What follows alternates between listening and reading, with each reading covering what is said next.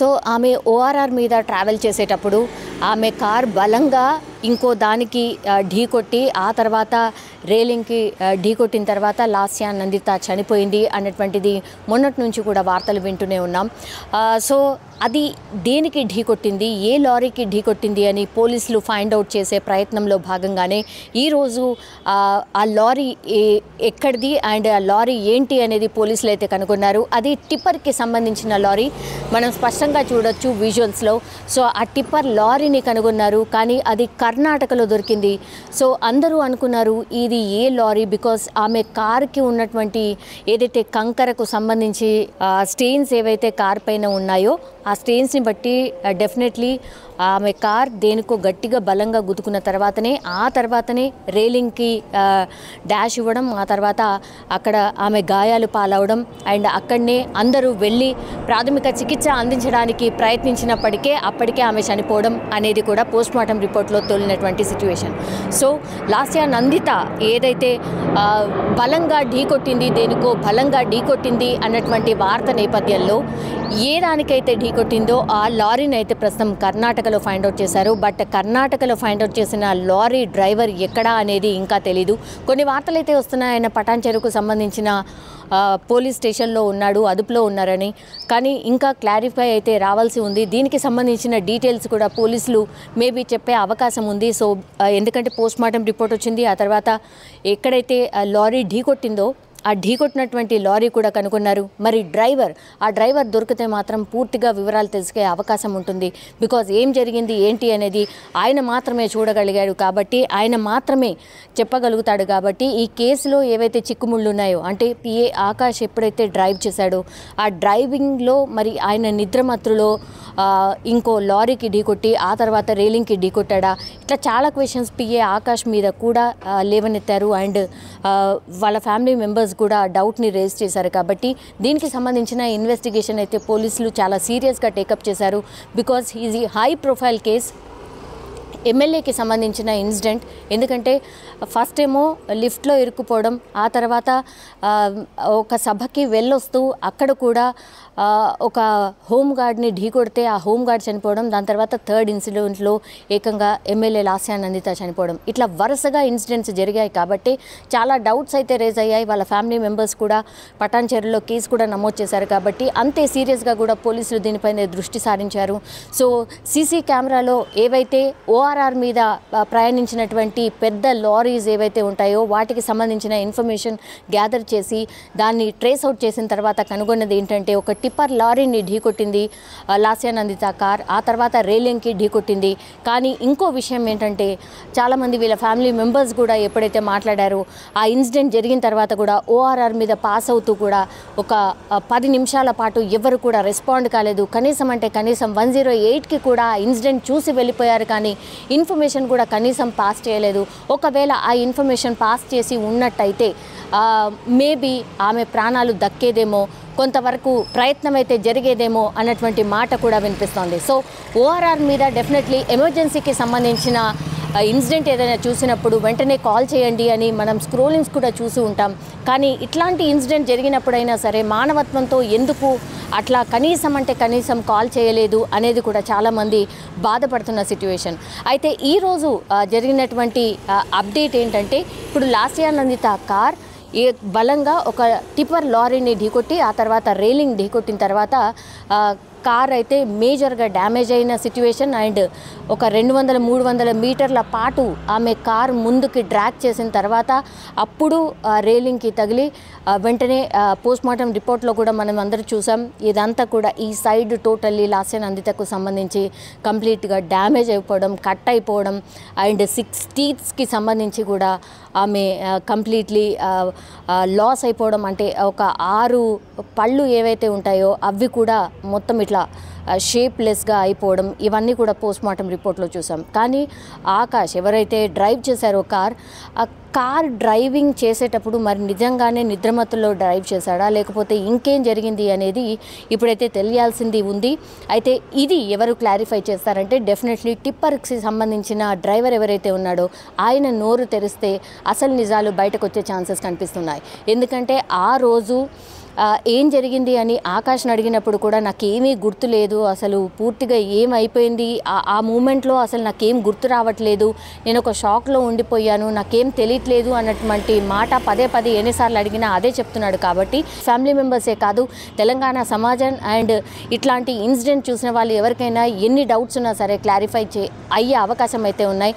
So suspect చేస్తున్నది ఏంటి అని అంటే దీని మీద ఏమైనా కుట్ర దాగుందా అని చాలామంది మాట్లాడుతున్నారు. సో ఈ కుట్రలకు సంబంధించిన ఆన్సర్స్ ఏమైనా దొరకాలంటే ఈ టిప్పర్ డ్రైవర్ నోరు తెరిస్తే కానీ తెలిసే అవకాశం అయితే మనకైతే కనిపించట్లేదు. సో ఈ టిప్పర్ డ్రైవర్ మరి ఏం చెప్పబోతున్నారు, టిప్పర్ డ్రైవర్ నిజంగానే పోలీసుల అదుపులో ఉన్నాడా, టిప్పర్ డ్రైవర్ దొరకలేదు అంటున్నారు.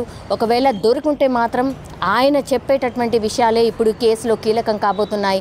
ఆయన చెప్పిన తర్వాతనే ఈ కేసుకి సంబంధించిన చిక్కుముళ్ళు వీడే అవకాశం కనిపిస్తుంది. బట్ ఈ అప్డేట్ తెలిసిన తర్వాత నేను ఒక్కసారి వచ్చి ఇక్కడ కనుక్కునే ప్రయత్నం చేసినప్పటికీ కూడా ఇంట్లో ఎవరూ లేరు. మనం అందరు చూడొచ్చు ఇక్కడ కంప్లీట్లీ డోర్స్ అన్నీ కంప్లీట్లీ క్లోజ్ చేసి ఉన్నారు. ఇక్కడ అడిగే ప్రయత్నం చేసినా కూడా గార్డ్ ఉన్నారు, ఇక్కడ వాళ్ళని అడిగే ప్రయత్నం చేసినా కూడా ఇంట్లో ఎవరూ లేరు అన్నటువంటి మాట చెప్తున్నారు. కాబట్టి సో ఈ కేసుకి సంబంధించి మాత్రం ఈరోజు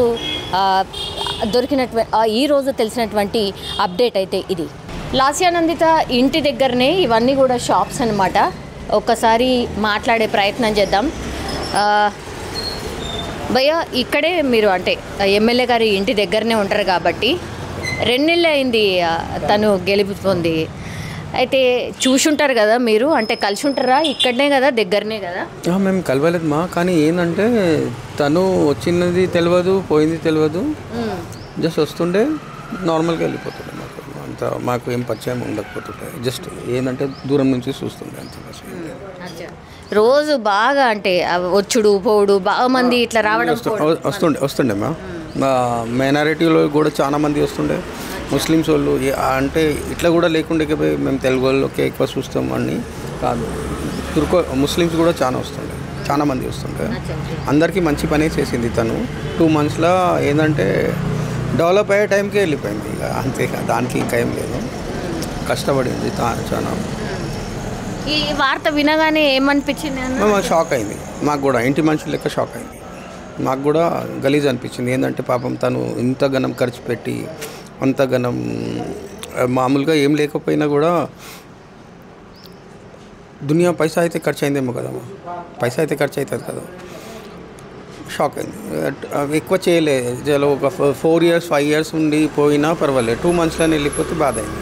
వాళ్ళ నాన్నని చూడలేదు మా, చూడలేదు మేము అప్పటి వరకు లేకుండే ఇక్కడ. ఇప్పుడు జస్ట్ తను చనిపోయిన తర్వాతనే వచ్చింది. ఆ రోజు వచ్చినారా మీరు? ఉన్నాం, ఇక్కడే షాప్లోనే ఉన్నాం, ప్లస్ మొత్తం చూసినాం కదా, ఉన్నాం, అందరు వచ్చిండ్రు చూసినాం. తర్వాత ఇప్పుడు 10 రోజులు అవుతుందన్న, ఇప్పుడు యాక్సిడెంట్ ఎట్లయింది ఏంటి ఏం మాట్లాడుకుంటున్నారు ఇక్కడ? అందరూ ఏమంటున్నారు అంటే మామూలుగా ఏం లేకపోయినా జస్ట్ ఇన్సిడెంటే అనుకుంటారు, ఏమనుకుంటలేరు. కుట్ర కానీ కుట్ర ఏం లేదు, లేకుండే ఎవరి దగ్గర కుట్ర ఉంటుంది మా. అపోజిషన్ పార్టీ కూడా ఏం లేకుండే, ఉన్నా కూడా వాళ్ళకి ఈమెతో ఏం ఇబ్బంది ఉంటుంది. మామూలుగా తను ఏం కుట్ర. ఇప్పుడు ఆకాష్ అనేటైనా పిఏ డ్రైవ్ చేసిండు, ఆయన ఏదైనా చేసిండా అనేది చేయగలదా? మెయిన్ డ్రైవర్ అయితే డ్రైవ్ చేయలే కదా, డ్రైవ్ చేయలేదు, వేరే అతను డ్రైవ్ చేసిండు. చూడలే మాకు ఇంతవరకు చూడలేదు. డ్రైవర్కి చూసినుండే, రెగ్యులర్ డ్రైవర్ ఏదైతే ఉన్నాడో తనకు చూసినాం అంతే. మొన్న అంతకంటే ముందు కూడా ఒకసారి లిఫ్ట్లో ఇరుక్కుపోయింది, ఒకసారి ఆ వార్త కూడా తెలిసింది. జస్ట్ 3 hours లిఫ్ట్లో ఇరికిపోయినారు, అది కూడా బాధాకరమైన విషయమే, కానీ తను దాంట్లోకి నుంచి కూడా బయటికి వెళ్ళింది. తర్వాత మొన్న నల్గొండ వస్తుంటే అక్కడ కూడా కొద్దిగా ఇట్లా తప్పిపోయింది ఆమెకి, ఎవరో వేరే తను చనిపోయాడు. మళ్ళీ ఇది 3వది. అది రాత రాసిన తర్వాత ఏం చేయలేము, రాత రాసేసింది అనుకోండి, దేవుడు రాసింది అనుకోండి రాత, దానికి ఏం చేయలేము. ఆ రాత్రి పోయి మీ టిఫిన్ కొనడం ఏం అవసరం ఉండే, మీరు పోయి టిఫిన్ ఆ రాత్రి ఆ స్పీడ్లో రావడం ఏం అవసరం ఉండే. మేము కూడా డ్రైవ్ చేస్తాం, మేము కూడా బండి నడిపిస్తాం, మాకు కూడా కారు ఉంది, కానీ మేము లిమిట్లోనే ఉంటాం. 70-80 స్పీడ్లోనే ఉంటాం. 140 స్పీడ్ అంటే మామూలు మాటనా? అవసరమా? ఇంత పెద్ద పోస్ట్లో ఉండి మీరు ఆ టైప్ డ్రైవ్ చేయడం ర్యాష్గా. మేము అన్ఎడ్యుకేటెడ్ పర్సెంట్ ఉండి మాకు తెలుసు 70%, 80 స్పీడ్ అంతే. మీరు 140 స్పీడ్ నడిపించడం ఏం అవసరం ఉండదు. అది రాసిండాలి, దానికి ఏం చేయాలి. ఒక టిప్పర్కి డాష్ కొట్టి తర్వాత అది దొరికింది, టిప్పర్ దొరికింది. అంటే మనకు అంతా తెలియదు కదా, అవన్నీ విషయాల గురించి మాట్లాడుకుంటున్నాం మేము. జస్ట్ ఆమె చనిపోయింది, బాధ అయింది అంతే బస్. 2 months పాపం. ఎందుకంటే మా దగ్గర ఇప్పుడు ఫ్యాన్ ఉందా చూడండి, ఆ ఫ్యాన్తో ఇక్కడ వాళ్ళ డ్రైవర్లు ఏదైతే పబ్లిసిటీ చేస్తారు చూడండి, వాళ్ళకి మేము ఇక్కడే పండబెట్టించినాం. 7 members ఉండే. అయినా మాకు టచ్ లేకుండే. తను జస్ట్ ఏంటంటే చలో ఎదురుగా ఎమ్మెల్యే ఉంటారు కదా, మాకు కూడా ఎప్పుడైనా అవసరం పడుతుంది, మేము ఏదైనా ఇబ్బందిలో ఇరికిపోతే తను వస్తారు అన్నట్టుగా సపోర్ట్ చేసినాం, అంతేగాని ఏం లేదు. అలా అమ్మ నాన్న అలా అమ్మ కావచ్చులే, ఎవరితో పరిచయం లేదు, ఎవరితో పరిచయం లేదు, ఎవరితో పరిచయం. వాళ్ళ డౌట్ ఏంటంటే ఎవరో ఏదో చేసి, ఎవరు ఏం చేయరమ్మా, ఎందుకు చేస్తారు? చిన్నపిల్ల ఆమెకు ఎందుకు చేయడము అంతగానం ఆపోజిషన్. ఇప్పుడు ఆ టైప్ ఆఫ్ ఫైట్సే లేవు. వచ్చిండ్రు ఎవరు వచ్చిండ్రు వాళ్ళ కష్టంతోనే వచ్చిండ్రు, అంతేగాని ఎవరు ఒకరు చేసుకోలేదు. తను సావు వచ్చింది పోయింది అంతే బస్, ఏం లేదు. ఎవరికి ఇస్తే బాగుంటుంది? ఇప్పుడు తన అక్క చెల్లెలకే ఇవ్వాలి, అక్కకే ఇవ్వాలి. ఇప్పుడు ఆమె అయితే చిన్న ఆమె కదా, మధ్యలో ఆమెకైనా ఇవ్వాలా, పెద్ద ఆమెకైనా ఇవ్వాలి, అంతే బస్. మళ్ళీ ఎలక్షన్లు జరగాలనా లేకపోతే ఏకగ్రీవంగా వాళ్ళకే ఇచ్చేయాలి అంతే. ఎందుకంటే వాళ్ళు చాలా కష్టపడినరు, అందరు కష్టపడినరు, వాళ్ళకి ఇస్తేనే బెటర్. ఎలక్షన్ అవసరం లేదు, ఏం లేదు.